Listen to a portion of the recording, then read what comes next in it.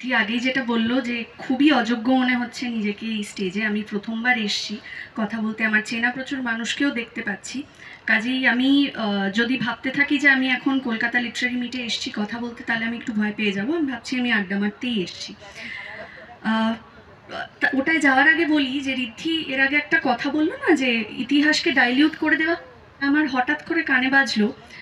যার কারণে আমার মনে হলো এটা আরেকবার রিমাইন্ড করা দরকার যে আমরা তো পলিটিক্যাল কারেক্টনেস নিয়ে we are very worried right now.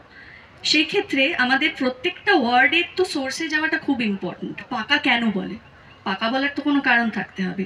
সেটা একটাই কারণ, ফিয়ার। কারণ কেউ যদি পাকা হয়ে যায় তাহলে তারা আমার কথা শুনবে না। এবং সেটা ছোট পরিসরেও কেউ যদি একটা পার্টিকুলার পোস্ট করে তাকে পাকা মনে হচ্ছে, কারণ সে আমার আইডিওলজিটা বিশ্বাস করবে না।